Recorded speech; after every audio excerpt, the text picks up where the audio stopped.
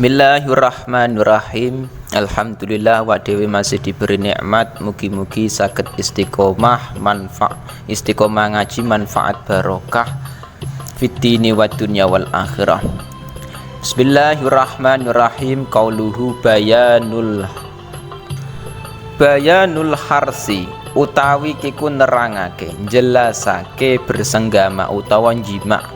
Nah, jadi iki sudah masuk dalam pembahasan hars utawa jima utawa bersenggama.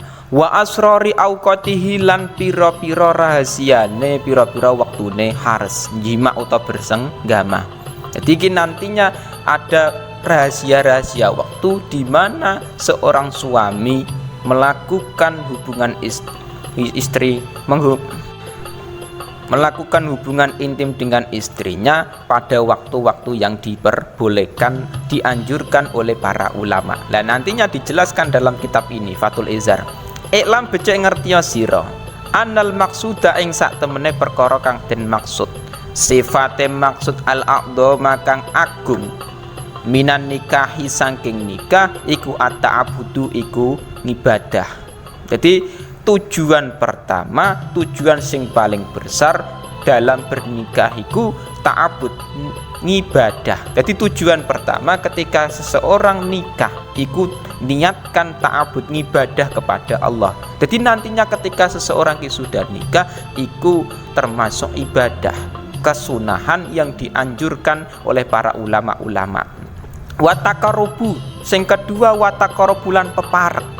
Nah, kedua tujuan maksud dari nikah iki apa? Tidak hanya kok ibadah tok, tapi juga takarub, mendekatkan diri kepada Allah.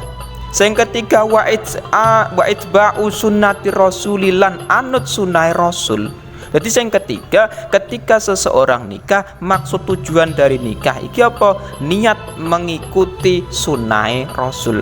Jadi tiga ini juga penting ketika seseorang nikah, niatkan yang baik, niat ibadah, niat mendekatkan diri kepada Allah, niat mengikuti sunnah Kanjeng Nabi Rasul dan lain-lain. Jadi niatkan yang baik. Soalnya terkadang yang namanya orang nikah itu terkadang salah niat, mungkin karena mengikuti nafsu atau lain-lain.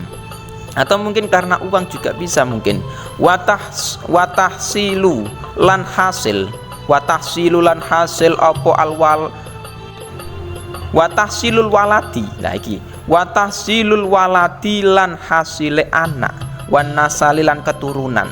Nah termasuk juga maksud tujuan dari nikah iku menghasilkan anak, punya keturunan. Iku termasuk tujuan maksud dari nikah. Jadi orang nikah itu kebanyakan tujuannya orang nikah itu memang punya anak, punya keturunan. Nah kebanyakan umumnya karena nantinya ada sebagian orang yang nikah itu tidak punya tujuan punya anak, enggak. Yang penting nikah karena cinta dengan seorang perempuan. Dan masalah anak terkadang itu enggak terlalu dipikirkan. Ya, terkadang juga ada sebagian orang yang niate nikah itu tidak karena walad anak dan keturunan.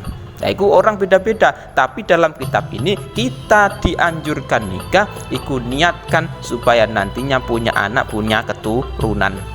Karena apa? Alasannya ulama kok mengatakan demikian, maksudnya li'anna bihi, karena saat temene iku tetap kelawan nikah bako al-alami, apa tetepe alam.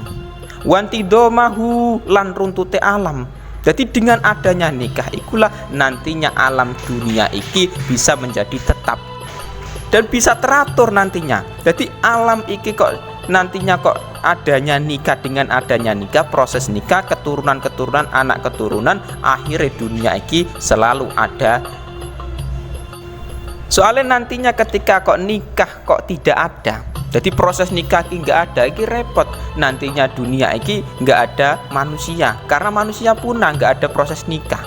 Mulane ulama menganjurkan seseorang kita ini mau untuk menikah. Karena apa? Nantinya alam ini supaya bisa tetap, bisa runtut nantinya.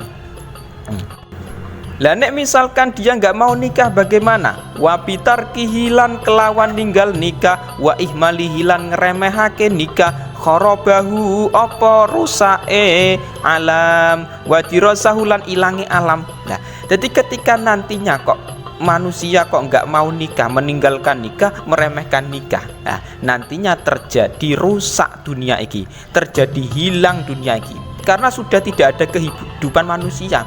Nah, bumi sudah tidak ada kehidupan manusia, ini repot. Nantinya bumi bisa rusak, nggak ada yang merawat. Nah, mulane dengan adanya nikah itulah nantinya alam ki bisa seimbang, bisa tetap karena ada kehidupan manusia di alam bumi ki mau.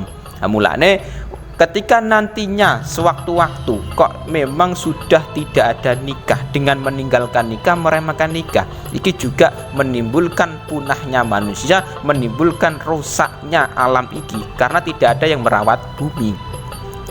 Wa ma'lumun lan iku bisa den ngerteni annahu tawi sak temene kelakuan layak sulu iku ora bisa hasil apa al hasadu apa panen, ora bisa hasil ila binasril badri. Layak sulu iku ora hasil apa al hasadu apa panen ila binasril badri, kejaba kelawan nyebar biji. Oleh nyebar mau alal ardi ing atase bumi kapan awalan ing dalam kawitane. Jadi bisa diambil kesimpulan ketika seseorang iki tidak bisa hasil panen.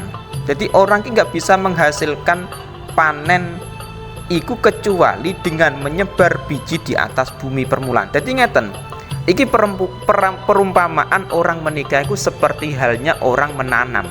Jadi ketika kita kepengen mendapatkan hasil, ya kudune mau menanam.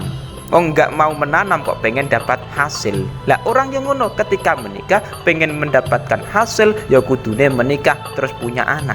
Jadi ketika dia kepengen hasil punya anak, ya kudune lewat jalur nikah. Lah iku umumnya seperti itu. Jadi perumpamaane ketika seseorang menikah itu sama seperti orang menanam. Jadi nek kepengen dapat buah, ya kudune mau menanam. Iku mau waharsiha, dan nek wis gelem menyebar biji, menanam waharsiha lan mengolah aret, wazar ihalan nandur aret, biturukin kelawan pira-pira dalan, wa kaifiyatin lan pira-pira cara, sifate maklumatin kang den ngawero indal falahi ing dalem mungguhe petani. Jadi perumpamaane orang yang menikah itu bisa diambil kesimpulan ketika seseorang ku pengen mendapatkan hasil, pengen mendapatkan buah misalkan, iku kudune harus bisa mau menyebar biji di atas bumi. Jadi menyebar biji di atas bumi merawat, mengolah tanah dan menanamnya. Jadi nek kepengen cara kasarane kepengen mendapatkan hasil buah iki mau, ya kudune mau menanam, mau mengolah, merawat dan lain-lain dengan beberapa cara yang sudah diketahui menurut para petani. Jadi petani itu bisa mendapatkan hasil iki mau dengan cara menanam, mengolah dan lain-lain, merawatnya. Seperti halnya orang menikah, ketika seseorang ku kepengen dapat hasil anak, ya kudune mau menikah, mau merawat dan lain-lain ki mau. Nah, iku carane seperti iku. Wanti doril madati lan ngenteni pira-pira mongso. Sampai kapan ila kudu wis solahi maring pertelone bagus. Jadi nek orang pengen panen, ketika nantinya petani kok kepengen mendapatkan hasil, ya kudune mau menyebar benih, mau menanam, mau merawat, mengolah dan lain-lain dengan beberapa cara, terus ditunggu waktunya sampai panen. Nah itu caranya seperti itu. Wa kadzalika lan kaya mengkon layak sulu mau, layak sulu ora hasil, apa alwaladu apa anak, wa nasalulan keturunan, ora iso hasil ila bibasi badri zauji, kejaba kelawan nyebar wijine zauj suami, ala mazruatihi ola nyebar mau ala mazruatihi ing ngatasé nggon nandure wiji, wazar atihi lan tandurane, wazar atihi lan tegese sawahe nggon naname ki mau wiji mau, allati hiya kang utawi zar'ah iku halilatuhu iku wadon halale zauj. Jadi ngeten perumpamaane, ketika nantinya seorang suami pengen mendapatkan anak, pengen mendapatkan keturunan, yaiku kudune mau menyebar bijinya suami kepada mazro'ah, yakui istrine. Jadi nek kepengen mendapatkan anak ya kudune mau menyebar bijinya kepada istri, ya kuwi tempat menanam. Lah iku seperti halnya orang petani. Petani itu kepengen mendapatkan hasil ya kudune mau menanam, mau merawat dan lain, dan menunggu waktunya sampai panen. Dan suami pun demikian, ketika dia pengen mendapatkan keturunan, pengen mendapatkan anak, ya mau menyebar bijinya kepada istri, ya kuwi ladange sawahe, terus mau menunggu sampai panen, sampai hasil anake. Nah iku carane seperti iku. Qala dawa sapa Allah Ta'ala, dawe ngene, nisaukum harsul lakum fa'tu harsakum anna syi'tum. Nisaukum utawi pira-pira wadon sira kabeh iku harsun, iku sawah, ladang, lakum kedue sira kabeh. Oleh karena itu faktu mongko nekani sapa sira kabeh harsakum ing ladang sira kabeh. Anasitum saking endi-endine karep sapa sira kabeh. Lah nek wis ngono waqadimu lan dingenake dhisikno sapa sira kabeh, artine melakukan amal baik. Li anfusikum maring awak pira-pira awak dhewe sira kabeh. Jadi iki firman Allah dalam Quran. Dawe Allah dalam Quran, nisaukum harsul lakum. Perempuan-perempuan maksudnya istri-istri kamu. Iku menjadi ladang sawah untuk dirimu.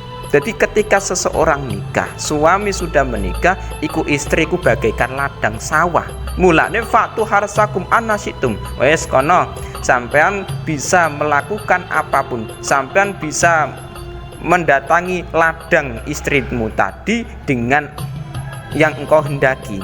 Mulane waqadimu li anfusikum, dan lakukanlah amal-amal baik untuk dirimu. Jadi ketika seorang sudah menikah, iku istriku bagaikan ladang tempat menanam benih, nantinya akan menjadi keturunan anak mau. Al-ayat. Lah, sebab turunnya ayat ini ku bagaimana? Wasababun nuzuli hadil ayati, utawi sebab temurune ikilah ayat iku anal muslimina, iku sak temene pira-pira wong Islam iku qalu, iku padha ngucap sapa muslimin. Ngucape ngene, inna nati an-nisa, inna sak temene kita nati ku nekani sapa kita, nekani an-nisa ing pira-pira wedok barikatin hale berlutut, waqo imatin barikatin hale pira-pira berlutut, waqo imatilan pira-pira ngadeg, wa mustalqiyatin lan hale pira-pira terlentang.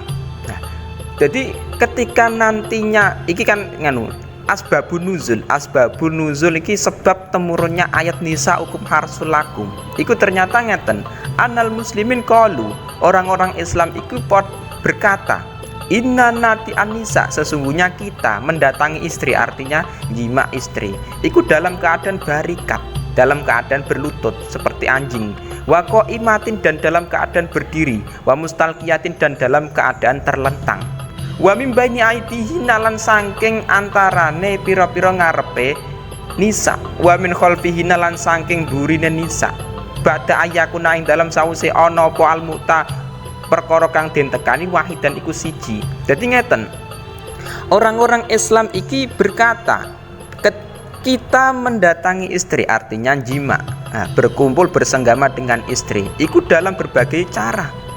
Bisa barikat dalam keadaan berlutut seperti anjing, terus bisa dalam posisi berdiri, mustalqiyat dalam posisi terlentang juga bisa, mimbaini aidina dalam posisi dari depan juga bisa, dari belakang juga bisa. Tapi sing penting bada ayakuna al mutawahidan, sing penting tujuannya satu, ya kuwi tembakane lewat jalan farji ku mau. Nah, sing penting tujuan satu, tapi orang-orang Islam ki mengatakan dengan berbagai cara.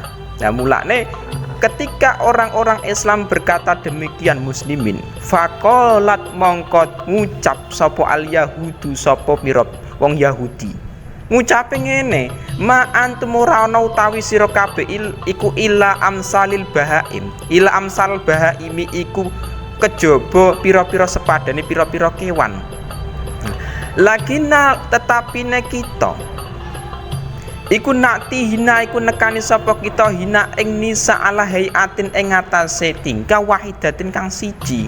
Nah, jadi orang-orang Islam itu ternyata kan ketika dia mengucapkan kepada orang-orang Yahudi, kita ingin jima istri, mendatangi istri dengan berbagai cara, bisa dengan berlutut barikat yo bisa, kok imat dengan berdiri yo bisa, terlentang yo bisa, dari arah depan belakang silakan. Nah, tapi yang penting tembakannya satu, yaitu dalam pergi. Cuman ketika orang Yahudi mendengar perkataan orang muslimin demikian, ya, orang Yahudi ini mengatakan ma antum illa amsal bahaim. Loh, sampean iki kayak kamu semua itu tidak seperti kamu semua itu seperti bahaim. Jadi menyamakan orang-orang muslim sing mendatangi istrinya, menjima istrinya itu seperti hayawan. Jadi orang-orang Yahudi ini menganggap bahwa orang Islam menjima istrinya iki mau dengan berbagai cara. Iki orang Yahudi menganggap itu seperti halnya kewan, seperti halnya baim. Mulane orang-orang Yahudi lakinna natihina ala hayatin wahidatin. Orang Yahudi iku punya pemikiran bahwa mendatangi istri iku cuman satu gaya, cuman satu tingkah. Jadi orang Islam kan banyak berbagai model carane, tapi orang Yahudi itu cuma satu. Soalnya dia beranggapan nek dengan berbagai cara yang dilakukan oleh orang Islam itu seperti halnya baim, kewan, hayawan. Nah, mulane wa inna lan sak temene kita iku lana jitu iku yakti nemu sapa kita fit Taurati oleh nemu ing dalam kitab Taurat. Nemune ngene anakula ityanin sak temene saben-saben jima.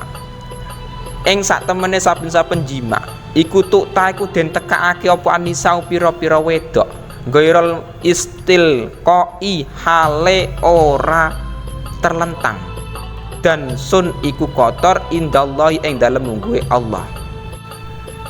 Jadi orang Yahudi ini mengatakan wa innalana jida fit Taurat. Dia ini mengatakan dalam kitab Taurat itu memang cara jima mendatangi istri bersenggama iku menurut dia selain dengan terlentang iku kotor menurut Allah. Jadi cara menurut wong-wong Yahudi iku dalam kitab Taurat menurut dia iku jima sing paling baik iku istilqa dalam keadaan terlentang. Selain iku kotor menurut Allah. Lah iku cara anggapan orang Yahudi.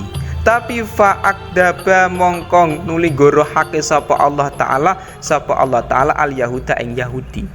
Jadi Allah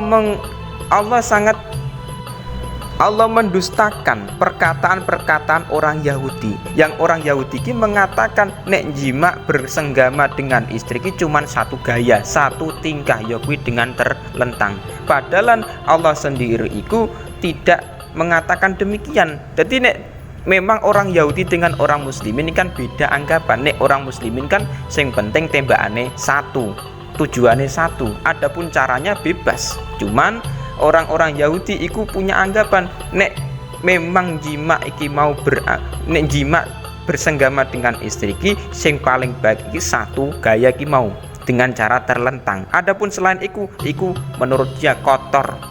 Kotor menurut Allah. Ya cara anggapannya orang Yahudi. Tapi iku didustakan. Allah mendustakan perkataan-perkataan orang Yahudi.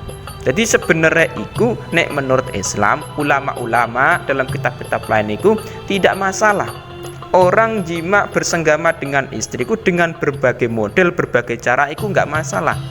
Nah, cuman sing penting tembakane satu, tujuannya satu, yaitu dalan farji, dalan depannya perempuan. Dengan berbagai model silakan.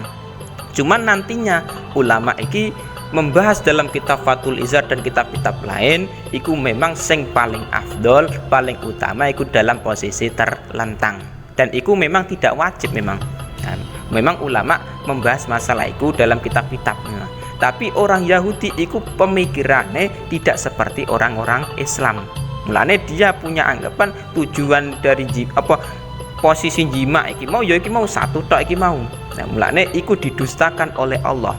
Allah mendustakan perkataan orang-orang Yahudi. Nah, itu mau. Mulane belajar dalam kitab Fathul Izar, kitab-kitab lain Qurratul Uyun dan kitab-kitab lain itu memang penting sekali. Jadi belajar masalah nikah ini tidak cukup dengan kitab Fathul Izar ini. Juga perlu perbandingan dalam kitab-kitab lain, dalam kitab Qurratul Uyun. Nanti dibahas panjang lebar dalam kitab itu dan kitab-kitab lain. Jadi ulama memang banyak menjelaskan masalah bab nikah. Nah, Tapi dalam kitab Fathul Izar ini memang kitabnya ringkes, kitabnya praktis, tapi isinya luar biasa. Yang nantinya di situ juga dijelaskan caranya bersenggama jima dengan istri, terus hari yang baik dan lain-lain. Ada doa-doa yang dicantumkan dalam kitab Fathul Izar.